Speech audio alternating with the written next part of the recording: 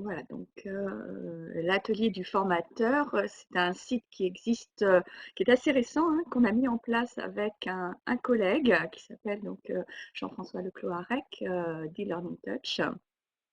Et c'est un site qui est ouvert à tous, qui propose une veille technopédagogique sur les outils du digital learning et donc qui est destiné vraiment aux formateurs. Donc moi, je m'occupe de la partie éditoriale. Et donc avec Jean-François, nous mettons à disposition ce site pour que les formateurs y trouvent des outils, mais aussi des pratiques pédagogiques. Et il y a un système d'abonnement à des classes virtuelles aussi qui se fait sous forme d'abonnement payant, bien sûr. Et à ce moment-là, donc chaque mois, vous aurez la possibilité de suivre des classes virtuelles avec des invités, des thématiques innovantes sur les nouvelles manières de former, avec accès au replay et aux documents. Je vois qu'Evelyne s'est connectée. Bonjour Evelyne, j'espère que tout se passe bien en région lyonnaise. Bonjour à ceux qui se connectent. Donc on va commencer bientôt la classe virtuelle, hein, sur cette thématique qui peut peut-être vous servir assez rapidement, la découverte de deux outils. Donc c'est une sélection, bien sûr, il y a beaucoup d'outils qui existent actuellement. Vous en avez vu sans doute passer sur les réseaux. Donc aujourd'hui, on va faire le focus sur deux outils pour que vous puissiez assez rapidement créer des choses et répondre à une demande, à une attente de, euh, de vos apprenants. Voilà, donc moi je vais commencer à me présenter.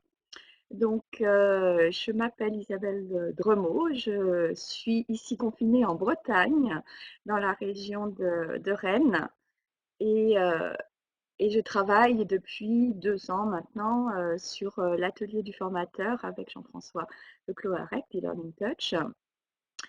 Et donc, nous avons décidé de mettre en place ces ateliers euh, vraiment pour répondre à un besoin ou à des problématiques, à des questions que vous avez sans doute eu déjà la semaine dernière et pour que vous puissiez avancer assez rapidement avec des réponses précises. Voilà, donc je jetterai un coup d'œil de temps en temps au chat, hein, si vous avez des questions. Et, et donc, nous allons voir maintenant ensemble. Donc, je rappelle également que vous pouvez télécharger le document, le PowerPoint présent, en allant cliquer sur la roue crantée en haut à droite. Vous allez pouvoir avoir le logo fichier à télécharger et ça vous permet de récupérer ce diaporama. Voilà, je vois que Luigi s'est connecté aussi. Bonjour, bonjour. Bonjour à tous ceux qui se connectent. Bonjour tout le monde. Ok. Voilà, donc. Salut Isabelle. Ah, bonjour Jean-François. Ça va? Oui, oui, oui. Donc, je venais de commencer à présenter. J'ai présenté l'atelier, j'ai présenté Learning Touch. Donc, là, c'est vrai que c'est le premier webinaire sur les outils. Tu peux peut-être dire un mot sur les webinaires Moodle que tu proposes. Oui, alors rapidement, alors on a mis en place effectivement toute une série de webinaires qui vont se dérouler eh bien, au moins sur la quinzaine et puis je pense qu'on va être amené à en proposer davantage. Ils sont en train de se mettre en place au fur et à mesure. Certains bien animés effectivement par le biais de l'atelier du formateur avec Isabelle sur les outils. Et puis, comme nous sommes Moodle Partner, eh bien, un certain nombre également de webinaires destinés à comprendre la solution Moodle, ce qu'on peut faire avec des approches très très simples en fait, hein, et vraiment une approche orientée utilisateur formateur pour pouvoir faire en sorte que tous les formateurs ou tous les enseignants qui souhaitent se familiariser un petit peu avec cet outil-là et les premières clés pour pouvoir se débrouiller avec.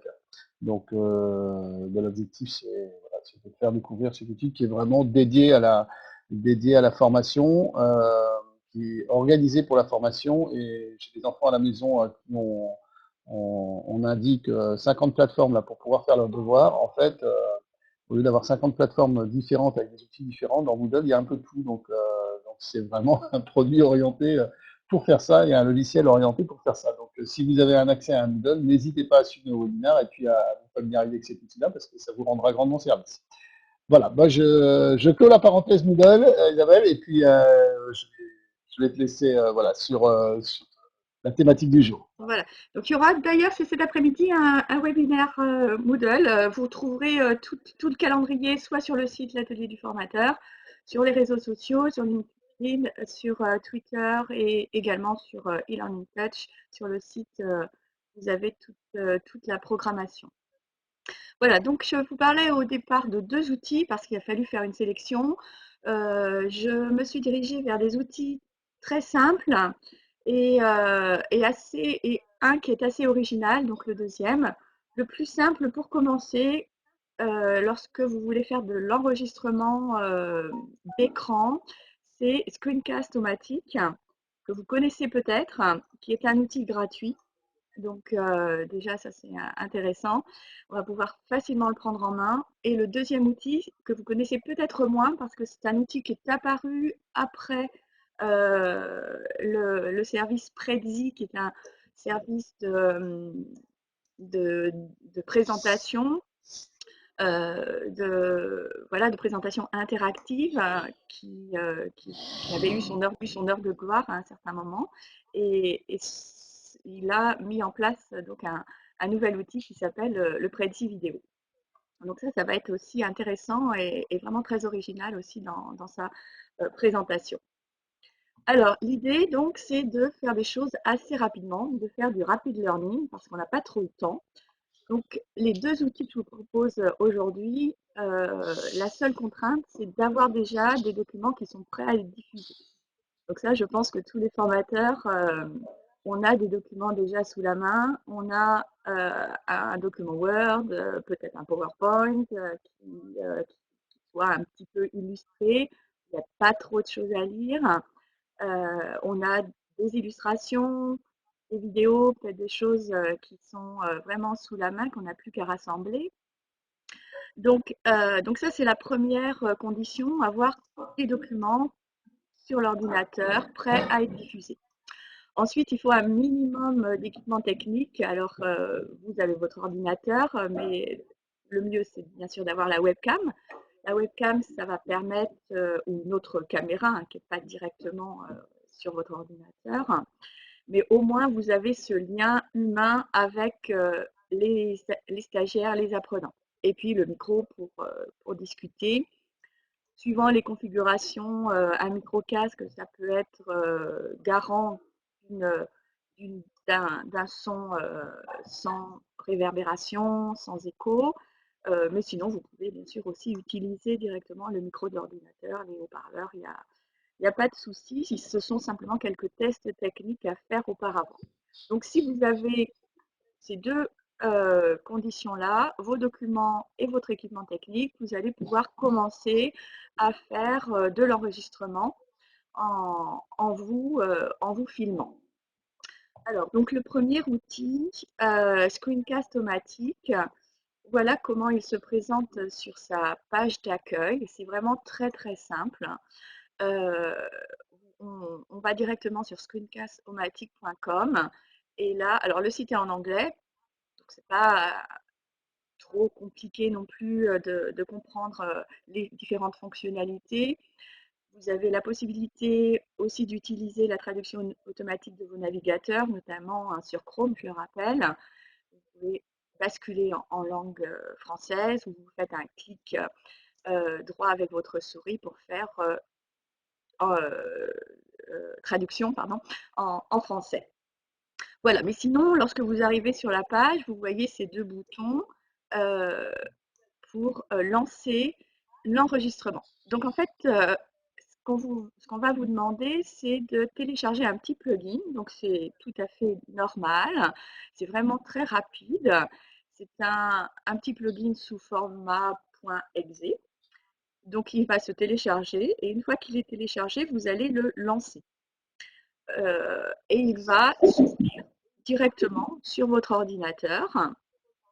Et lorsqu'il va s'ouvrir, ça va vous donner, alors je vais mettre l'image, voilà, ça va vous donner cette image-là.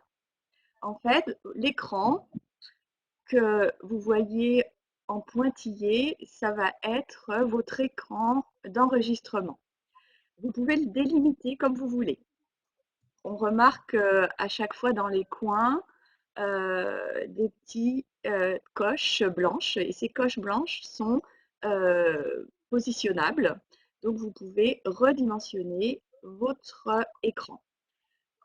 Vous devez bien sûr, au départ, lorsque vous allez faire votre enregistrement, choisir sur quel onglet vous allez vous positionner. Bien sûr, si vous avez plusieurs onglets, il faudra jongler aussi entre passer d'un onglet à l'autre. Lorsque vous lancez ce petit plugin, il va s'ouvrir directement sur votre page Screencast-O-Matic. Donc c'est à vous d'aller après vous positionner sur la page que vous voulez enregistrer. Ça peut être une page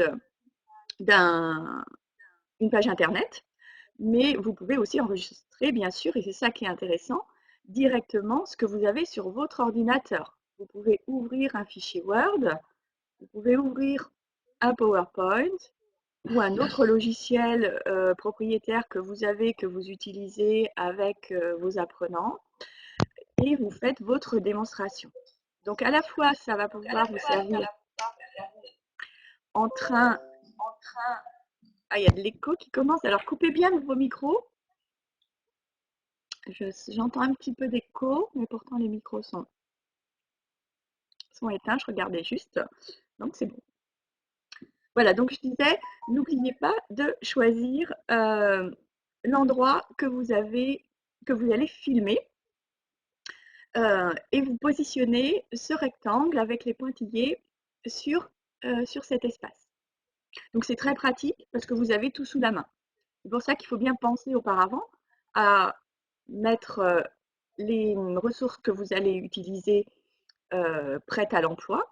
Vous n'avez plus qu'à cliquer dessus et pendant l'enregistrement, vous pourrez naviguer sur votre document, vous pourrez naviguer sur Internet, passer d'une page à l'autre et les apprenants vont suivre tous les mouvements que vous faites avec votre souris. Donc ça, c'est une première chose, c'est la délimitation de votre espace d'enregistrement. La deuxième chose, c'est que vous allez pouvoir aussi ajouter de l'audio, donc de la narration. Donc là, vous êtes vraiment dans votre rôle de formateur, comme si vous étiez en classe, que vous présentiez peut-être quelque chose sur le tableau blanc ou à partir de votre ordinateur également. Donc là, vous expliquez ce que vous voyez ou les consignes à faire pour la prochaine fois, pour vos apprenants. Vous le faites de manière tout à fait fluide, directe, en vous enregistrant. Vous voyez sur le petit encart noir où il y a marqué enregistrer, le micro qui est symbolisé par narration. Donc, lorsque ce micro est actif, il va enregistrer tout ce que vous allez faire et dire pendant que l'enregistrement est en marche. Qu'est-ce que je peux dire par rapport aux fonctionnalités également qui sont présentes avant l'enregistrement? Ce sont les trois icônes qui sont symbolisées par l'écran, par la webcam ou alors les deux. Donc c'est ce qui est très intéressant sur cet outil-là, c'est que vous allez pouvoir vous enregistrer en incrustation de votre caméra. Donc ça apporte un plus, ce n'est pas une obligation. C'est vrai que ça permet vraiment de garder le lien avec les apprenants. En tout cas, cette particularité ici est à votre disposition pour que vous puissiez, lors de vos enregistrements, toujours conserver l'enregistrement de la webcam. Voilà, donc c'est à vous de choisir, bien sûr, au début de l'enregistrement, si vous voulez, soit l'une des 3 propositions. Ou sinon, si vous n'avez rien à proposer comme document à enregistrer, bah, c'est un outil qui vous permet de vous enregistrer directement avec la webcam. Voilà, donc vous voyez qu'on a très peu de fonctionnalités sur cet outil, ce qui en fait sa simplicité. Et, et une fois que vous allez cliquer sur le petit bouton rouge enregistrement, en fait, vous allez avoir un décompte donc, de 3, 2, 1, et à partir de ce moment-là, vous enregistrez. Une fois que vous avez enregistré, donc on va passer, donc là je vais me mettre sur mon deuxième enregistrement. Voilà. Une fois que vous avez enregistré, vous arrivez à cette petite capsule qui représente déjà une vidéo. On a en bas la barre de défilement. Vous avez ensuite sur la droite les, les fonctionnalités de diffusion. Donc vous avez sur Screencast-O-Matic 3 sorties possibles. La première, c'est une sortie sous forme de fichier vidéo. La deuxième, c'est directement enregistrer votre vidéo sur le site. Donc ça nécessite bien sûr un enregistrement sur le site. Ça reste gratuit. C'est l'avantage est que toutes vos vidéos seront à disposition sur Internet et que vous n'avez pas à passer, à vous rappeler où vous l'avez mis sur votre disque dur ou vous pouvez aussi diriger directement les apprenants sur le site. Et puis si vous avez une chaîne YouTube, on peut directement enregistrer, envoyer avec le lien passerelle la vidéo sur YouTube. Donc le fichier vidéo elle sera en format MP4, qui est un format compressé facile aussi à recouper. Et vous pouvez aussi, alors il y a un petit outil de découpe de vidéo qui va se mettre aussi à disposition une fois que vous aurez fini votre enregistrement. Donc si l'enregistrement vous plaît, vous l'enregistrez, mais bien sûr, vous pouvez aussi l'effacer et recommencer. Donc on est vraiment sur quelque chose de très pratique. C'est pour ça que vous pouvez vous servir de cet outil pour vos apprenants et leur demander également de s'enregistrer. Peut-être en leur donnant quelques explications préalables, leur montrer comment fonctionne le site, mais ça peut être un moyen pour vous d'avoir un retour ou un ressenti sur des exercices que vous avez donnés ou sur des difficultés qu'ont vos apprenants. Et de voir exactement sur quel moment, à quel moment dans un document ils ont eu la difficulté. C'est vrai que Screencast-O-Matic, c'est un outil que je conseille également pour faire du feedback, hein, quand on fait des corrections de copies, quand on fait des corrections de travaux de groupe aussi. C'est un outil très pratique. Il permet de faire des feedbacks individuels, mais ça peut servir de feedback pour des ressources qui vont être conservées, que vous allez pouvoir réutiliser par la suite. Voilà, donc vous voyez, en passant, on est vraiment sur quelque chose de très simple. Vous avez ce petit plugin à télécharger. Ensuite, vous mettez bien tous vos documents de côté. Vous lancez l'enregistrement. Vous commencez à parler, à faire votre présentation. Par contre, la durée maximale, oui, attention, elle est de 15 minutes. Enfin, je dis attention, c'est vrai que quand on crée des petites capsules vidéo, il est fortement conseillé de faire ces capsules de manière très, très courte, hein, donc n'excédez pas de toute façon ces 15 minutes. Essayez vraiment de faire quelque chose de concis et pour pouvoir garder vraiment la concentration de vos apprenants. Il est toujours plutôt préférable de faire vraiment des capsules ciblées sur des points, euh, de- des points thématiques de vos différents domaines d'enseignement. Donc voilà pour cet outil. Si vous voulez avoir quelque chose de plus long, bien sûr, il faudra aller piocher dans la panoplie d'outils de screencasting qui existent. Là, on parle de screencast, hein, c'est la catégorie d'outils. Et le screencast, c'est tout simplement de l'enregistrement d'écran. Si vous avez une recherche à faire sur Internet, notez bien screencasting ou screencast, outil de screencast, et vous allez arriver à certains outils. Donc, vous avez des outils en ligne et des outils qui sont des logiciels à télécharger sur votre ordinateur et qui sont peut-être aussi un petit peu plus sophistiqués en ce sens que vous allez rajouter parfois des annotations. Vous pouvez bien sûr faire plus de découpage vidéo, donc ce sont des outils qui sont peut-être un peu plus longs à prendre en main. C'est pour ça que cet outil-là, c'est vraiment un outil à utiliser dans l'urgence, hein, tel qu'on l'est actuellement, et qui va permettre vraiment de répondre à un besoin. Voilà, donc je vais revenir sur le diaporama pour vous délivrer ici les différentes fonctionnalités donc, de ce qu'on a vu. Donc l'outil est gratuit, il est en anglais, avec un accès direct sans inscription, mais la possibilité de s'inscrire pour conserver ses enregistrements. Dans la version gratuite, la durée maximale est de 15 minutes et vous avez des exports avec la possibilité de vous enregistrer sous différents angles. Voilà, donc un téléchargement rapide. Sur l'atelier du formateur, vous avez un lien vers des tutoriels de screencast-o-matic, des tutoriels vidéo, PDF et des exemples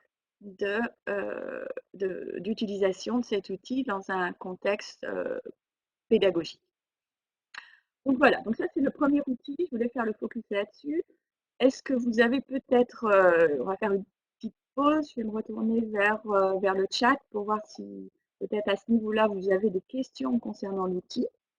Ou si vous-même vous l'avez déjà utilisé, n'hésitez pas à faire vos remarques et à nous donner aussi vos bonnes pratiques avec d'autres outils de screencasting que vous auriez utilisés. Ok, c'est bon pour tout le monde, donc on continue sur le deuxième outil. Alors, le deuxième outil, ah si, il y a une question de Yannick. Voilà, c'est illimité. On va pouvoir faire autant de vidéos que l'on souhaite.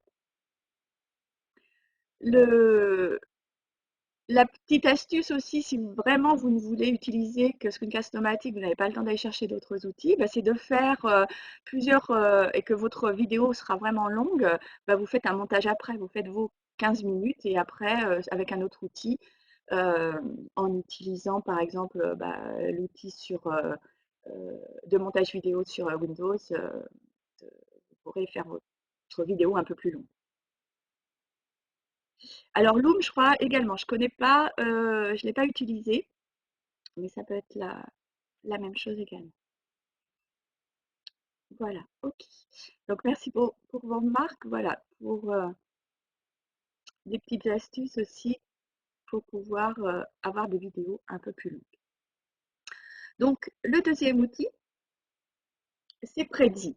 Donc Prezi, c'est une nouvelle offre du service qui s'appelait tout simplement Prezi au départ, qui était le pendant de PowerPoint, dont on avait beaucoup parlé parce qu'il donnait une présentation interactive et il changeait vraiment de la manière linéaire dont on avait l'habitude de servir du PowerPoint.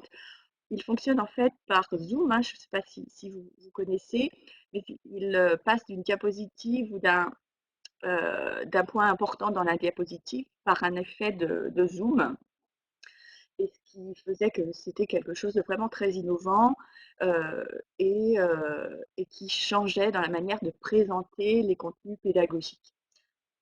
C'est vrai qu'on en entend un petit peu moins parler parce que bah, cet effet de zoom, c'était parfois difficile à suivre par les apprenants. Ça pouvait donner mal à la tête, donc c'était un petit peu délicat. Mais ça reste un outil que l'on peut utiliser, bien sûr, quand on veut changer de manière de présenter. Et notamment, récemment, ils ont mis en place un outil que je trouve vraiment super intéressant qui s'appelle Prezi Vidéo et qui va fonctionner alors de la même manière que Screencast-O-Matic. On va télécharger quelque chose avant sur notre ordinateur pour pouvoir donner accès à la webcam. Donc ici, par contre, oui, il faut bien avoir une webcam, puisque tout va se faire à partir d'une incrustation vidéo, comme vous le voyez sur cette diapositive. Alors, Prezi Vidéo est un outil gratuit. Sur Prezi, vous aviez aussi une, une possibilité, une offre gratuite, et Prezi Vidéo est gratuit. Donc ici, c'est très simple également. Alors, vous passez donc par le téléchargement et après, vous lancez ce petit exécutif. Et tout de suite, on va vous demander l'accès à votre caméra, à votre micro. Et ce qui est intéressant ici, c'est que vous avez des incrustations. Alors, comme on le voit sur cette photo, vous avez la personne qui est prise en caméra et l'incrustation des bulles et du texte se fait grâce à des modèles en fait que l'on va choisir. Je vais passer à la diapositive suivante pour vous montrer un petit peu comment ça va se passer. Voilà, sur l'interface de Prezi Vidéo, quand vous allez lancer votre outil, vous allez pouvoir ajouter des images. Donc ces images, en fait, ce sont les petites bulles qu'on voyait tout à l'heure. Elles vont s'ajouter à des incrustations du modèle. Alors pourquoi je m'arrête sur les images? Parce qu'en fait, ces images-là, ça va être vos contenus. Elles sont proposées ici si vous n'avez pas de choses particulières à montrer. Mais si vous voulez montrer un support de cours, en fait, qu'est-ce que vous allez faire? Vos diapositives, chaque diapositive, par exemple, d'un diaporama, vous allez l'enregistrer en tant qu'image. Et cette image-là, vous allez pouvoir l'ajouter et la faire diffuser ensuite comme incrustation. Donc on est sur de l'incrustation de la vidéo qui va se faire de manière très fluide, totalement directe. Vous n'avez vous rien à faire qu'à choisir un format. Alors ici sur cet outil-là, ce qui va être intéressant, c'est que l'on va, pendant notre enregistrement, pouvoir passer facilement d'un mode plein écran un mode écran plus incrustation ou simplement l'image en grand. Et bien sûr, on aura aussi le commentaire audio qui va être pris en compte au fur et à mesure que l'on va parler sur l'incrustation d'images. Donc, on va chercher au fur et à mesure ces images, donc ces diapositives, qui vont être ici sous format image, et on ajoute à chaque fois une image, un cadre, une image, un cadre, et ça sera nos diapositives. Ce que vous voyez dans Ajouter du texte, c'est ce qu'on a ici sur la diapositive précédente. Description du mot, constat, ça c'est le texte qui va s'afficher dans les incrustations du modèle. Alors, je vous montre maintenant les différents modèles qui sont disponibles et vous allez comprendre tout de suite. Donc, imaginez que le personnage que vous voyez sous format dessiné, c'est vous, c'est le formateur. Et les incrustations que l'on voit sous format ABC, ce sont les incrustations qui sont délivrées par l'outil. Et vous avez vraiment un choix assez important de différentes incrustations. Les lettres ABC, c'est le texte. Ça veut dire que ce texte est modifiable. Donc, dans l'incrustation que vous choisissez, dans les modèles, vous pouvez bien sûr changer le texte. Donc, une personnalisation du texte plus, comme je vous ai montré tout à l'heure, sur les images, votre propre contenu. Donc ça, c'est une première chose. Donc, ce que vous avez à faire, une fois que vous avez lancé l'application de Prezi Vidéo, vous allez choisir votre modèle, vous allez personnaliser le texte de votre modèle et par rapport à ce modèle, vous allez ajouter vos contenus sous format image. Alors, je vois qu'il y a une question par rapport à l'incrustation. Alors, non, pour l'instant, il n'y a pas la possibilité d'ajouter des vidéos dans cette vidéo. Ça sera sous format image. Même le PowerPoint tout de suite ne va pas être incrustable directement. Il faut passer par la conversion sous format image. C'est peut-être ce qui est un petit peu lourd, ce qui demande un petit peu de préparation, mais le résultat est vraiment top. C'est quelque chose de très original, de professionnel et qui peut vraiment servir, qui est très attractif aussi pour les apprenants. Et si vous avez un petit peu de difficulté à comprendre le système, bien sûr, l'outil propose également la réutilisation de vidéos, donc de ressources qui ont été déjà créées par la communauté de Prezi. Donc tous ceux qui ont fait des vidéos sur Prezi les mettent à disposition et vous-même, vous pouvez réutiliser des vidéos qui sont déjà faites en les personnalisant. Ce qui était déjà possible avec le Prezi classique de présentation interactive. C'était vraiment très intéressant de pouvoir retravailler avec des Prezi déjà réalisés. Donc, on gagne du temps aussi si vraiment on est un petit peu perdu, qu'on sent que on n'a pas forcément vraiment compris l'utilisation des différentes fonctionnalités. Ceci est tout à fait tout de suite utilisable à partir de l'onglet que vous allez découvrir à côté des modèles. Alors, les limites de l'outil, donc je disais que c'était gratuit, on récupère la vidéo en MP4. Je n'ai pas vu de limitation par rapport à la durée, par contre. Mais ici, ce que vous allez diffuser, c'est tout de suite en mode public. Donc, vous allez pouvoir faire autant de vidéos que vous voulez. À partir du moment où vous le publiez sous format public, ça va rester illimité. Par contre, si vous gardez votre vidéo en mode privé, vous n'avez le droit qu'à une vidéo par adresse mail, hein, par inscription. Sinon, on retrouve, comme ça va être diffusé sous format public, des diffusions avec des passerelles vers les réseaux sociaux. Au niveau de la diffusion sur Internet, il n'y a pas de souci. Vous-même, donc, vous pouvez mettre votre vidéo à disposition.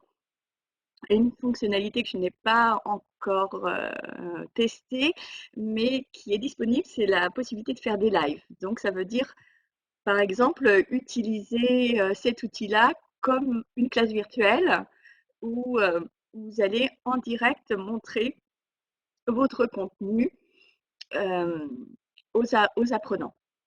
Donc ça peut être intéressant à tester parce que je pense qu'il doit y avoir la possibilité de mettre des commentaires.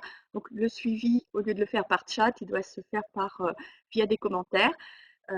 Voilà, donc n'hésitez pas, même si vous le testez après cette présentation, après la classe virtuelle, faites-nous vos retours sur les réseaux sociaux. On pourra voir donc comment ça fonctionne. Voilà, donc vous voyez, Prezi, un outil très facile un petit peu plus complexe peut-être que le précédent. C'est une autre manière aussi d'aborder la présentation de contenu, mais vraiment, je vous le conseille une nouvelle fois parce qu'il permet d'avoir un rendu très professionnel. De la même manière, je pense que si vous avez des publics qui sont à l'aise avec l'outil informatique, qui ont du temps aussi, qui ont envie de tester, vous pouvez leur proposer aussi de faire leur exposé, de faire leur présentation avec cet outil-là. Ça leur permettra de monter en compétences. Ça leur permettra aussi d'avoir une certaine reconnaissance aussi du travail qu'ils ont fait en le diffusant sur les réseaux euh, et de pouvoir montrer leurs compétences numériques. Voilà, donc je m'arrête ici sur les deux outils intéressants qui font partie des outils de présentation de contenu. Vraiment deux outils faciles à prendre en main dans ces périodes d'urgence et, et qui peuvent voilà, résoudre des interrogations, résoudre des problématiques de, euh, de mise à disposition de contenu et de diffusion parce qu'à chaque fois, on n'a pas besoin forcément d'avoir une plateforme. On peut tout de suite, directement, sans la plateforme, utiliser les possibilités d'enregistrement hein, et d'hébergement de ces plateformes. Voilà, donc maintenant, je suis disponible pour quelques questions. Je vais regarder du côté du chat hein, si vous avez des remarques peut-être à faire.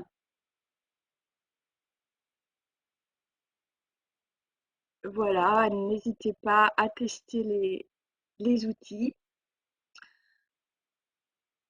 et, euh, et à continuer les échanges sur les réseaux sociaux. L'atelier du formateur est sur Twitter. Et sinon, vous pouvez nous retrouver, Jean-François et moi, sur LinkedIn directement sous nos noms respectifs, Isabelle Dremot et Jean-François Le Clorec ou alors e-Learning Touch, ainsi que toute l'équipe. Roger se trouve aussi comme expert de Moodle à disposition sur les réseaux. Donc voilà, si vous avez des questions, ok, voilà, bah, tant mieux si je vous ai donné envie de les tester. C'est vrai que le premier est beaucoup plus facile. Hein. Si vous avez vraiment, vous êtes vraiment dans l'urgence, que vous n'avez pas beaucoup de temps, dirigez-vous vers ce premier outil. Et il est vraiment beaucoup plus facile. Le Prezi vidéo, vous aurez un petit peu plus de temps, mais vous serez content du résultat, j'en suis sûre.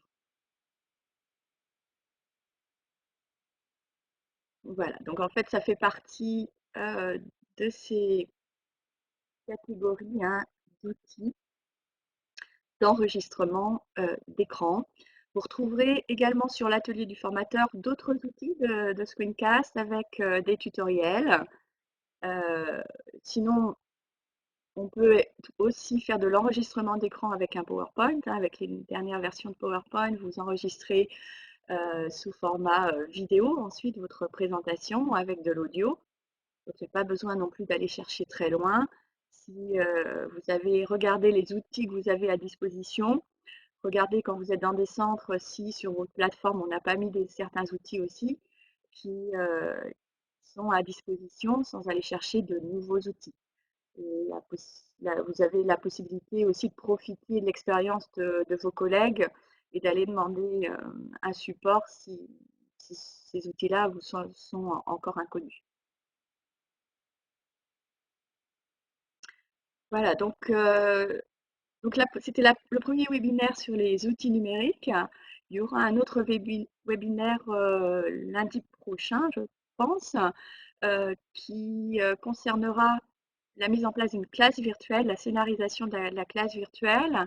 Et puis, comme disait Jean-François, vraiment au cours de ces prochaines semaines de confinement, on essaiera de vous présenter comme ça des temps de partage sur les fonctionnalités des outils, sur la découverte d'outils euh, qui sont faciles à prendre en main. Donc, bonne journée à vous. Je vais arrêter là donc cette classe virtuelle. Je vous souhaite donc une bonne fin de matinée. À très bientôt sur les réseaux. Bon courage et prenez soin de vous. À bientôt. Au revoir.